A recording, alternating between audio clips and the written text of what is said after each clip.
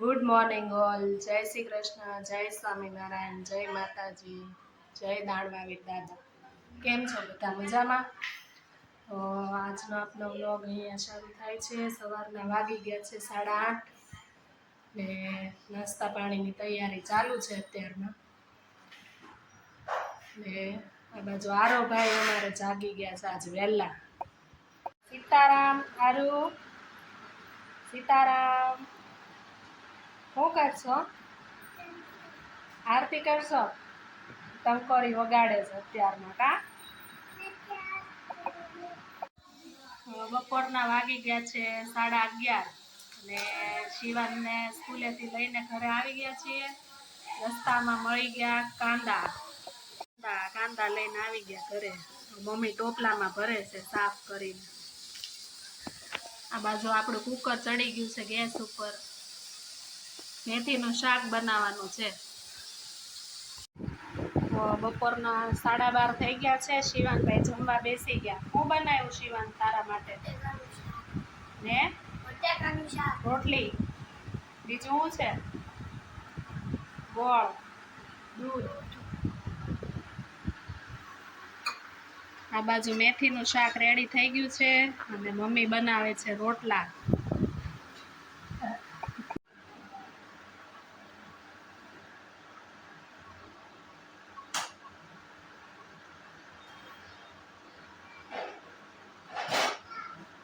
ચાલો કરો.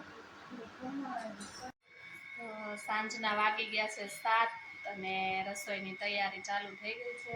ભગવાનની આરતી કરી લીધી અને મમ્મી બેસી ગયા છે શાકભાજી લઈને.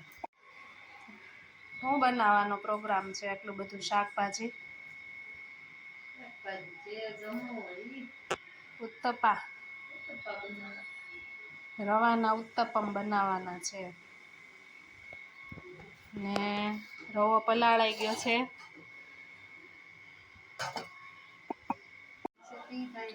તો ઉત્તપમમાં નાખવા માટે આપણે કાંદા, કોબીસ, ગાજર, કેપ્સિકમ, આદુ મરચાંની પેસ્ટ બધું રેડી કરી નાખ્યું છે.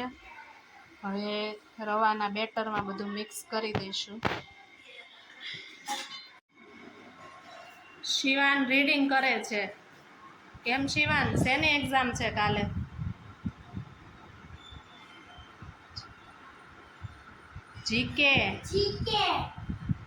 જીકેની એક્ઝામનું રીડિંગ ચાલે છે સૂતા સૂતા. કેમ?